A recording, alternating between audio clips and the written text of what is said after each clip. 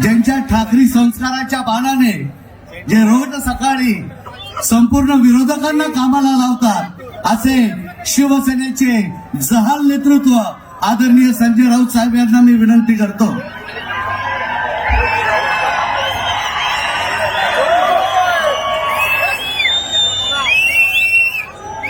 या शिट्या आणि टाळ्या माननीय उद्धव साहेब आणि राज साहेबांसाठी आहेत.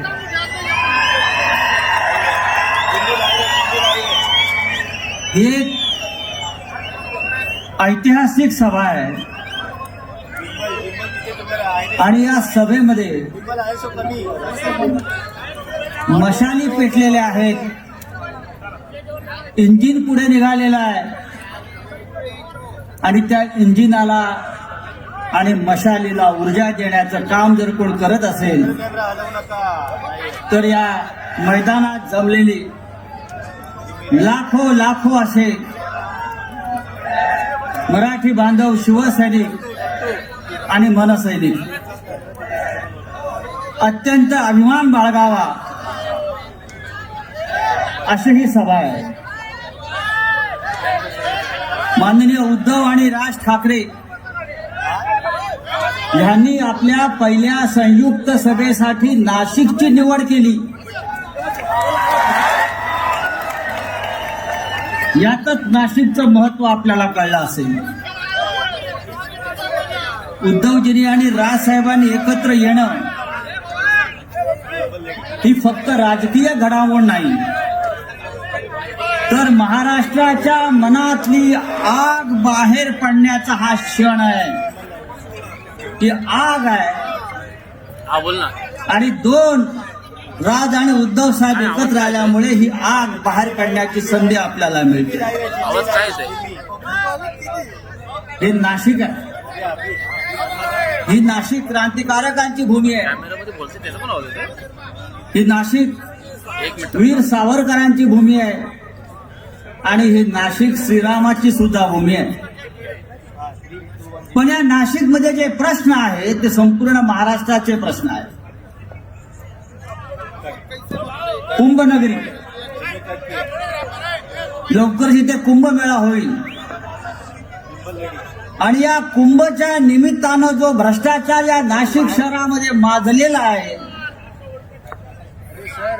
तो या हिंदुत्ववाद्यांना शोभणारा नाही.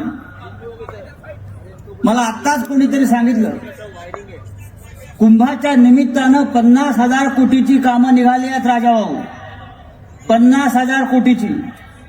आणि ही सगळी कामं महाराष्ट्राच्या बाहेरच्या कंत्राटदारांना, खास करून गुजरातच्या कंत्राटदारांना मिळत आहेत. मग महाराष्ट्रातल्या आमच्या लोकांनी काय करायचं? नाशिक मधल्या स्थानिक लोकांनी काय करायचं?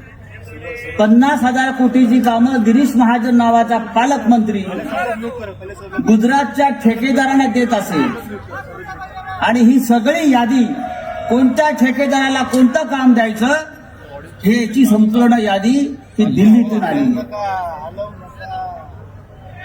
मला एवढंच सांगायचं की जी आश्वासनं या नाशिकच्या बाबतीमध्ये आतापर्यंत आपल्याला मिळालेली आहे ती सगळी फोल ठरली. स्मार्ट सिटी करणार होते नाशिक, स्मार्ट सिटी. 100 जी शहरं काढली स्मार्ट सिटी बनवण्यासाठी त्याच्यामध्ये नाशिक होतं आणि 31 डिसेंबर 2025 पर्यंत या स्मार्ट सिटीचं काम पूर्ण करण्याचा निर्णय झालेला होता. पण आजही नाशिकची अवस्था ही पाटणा आणि लखनौपेक्षा वाईट आहे. जाऊन रस्ते बघा, पाणी पुरवठ्याचे प्रश्न बघा. नाशिकमध्ये 5-5 दिवस पाणी मिळत नाही लोकांना. पाण्याचं खाजगीकरण करण्याचा विषय सुरू आहे. कोणासाठी? तर ठेकेदारांसाठी. या राज्याचे मुख्यमंत्री देवेंद्र फडणवीस यांनी नाशिक शहर दत्तक घेतलं होतं. दत्तक घेऊन केलं काय? सावत्र भावापेक्षा वाईट अवस्था देवेंद्र फडणवीस यांनी आज नाशिक शहराची केली. आज नाशिक शहरामध्ये सगळ्यात जास्त उपलब्ध असेल तर ते अंमली पदार्थ, ड्रग्ज. शाळा आणि कॉलेजच्या टपरी बाहेर जा, तिथे तुम्हाला मोठ्या प्रमाणामध्ये विद्यार्थ्यांपर्यंत ड्रग्ज पोहोचवलं जात आहे, अंमली पदार्थ पोहोचवले जात आहेत आणि याचा सामना करण्यासाठी शिवसेना आणि महाराष्ट्र नवनिर्माण सेनेनं या नाशिक शहरामध्ये सगळ्यात मोठं आंदोलन उभं केलं होतं. हे मी आपल्याला यासाठी सांगतो, ज्यांच्या हातामध्ये आपण नाशिकची सूत्र गेल्या 10 वर्षापासून दिलेली आहेत, त्यांनी नाशिक शहराची पूर्ण सत्यानाश केला, पूर्ण विल्हेवाट लावला. म्हणून आज या व्यासपीठावर ही जी ताकद तुम्हाला दिसते आहे, ही ताकद तुम्ही विजयी करा, नाशिकच्या महानगरपालिकेत पाठवा आणि या नाशिकचा चेहरा मोहरा बदलण्याची जबाबदारी शिवसेना आणि महाराष्ट्र नवनिर्माण सेनेवर सोपवा. आणि मग तुम्हाला मी सांगतो की जसं नाशिक तुम्हाला अपेक्षित आहे, तसं नाशिक घडवण्यासाठी माननीय उद्धव साहेब, माननीय राज साहेब हे पुढे आल्याशिवाय राहणार नाही. या नाशिक शहरामध्ये मी अनेक वर्ष ऐकतो की IT पार्क होणार, IT पार्क होणार, IT पार्क होणार. स्मार्ट सिटीमध्ये त्याचा एक उपक्रम होता. त्याचं काय झालं? कुंभच्या निमित्तानं तपोवनामध्ये 2000च्या आसपास झाडांची कत्तल केली.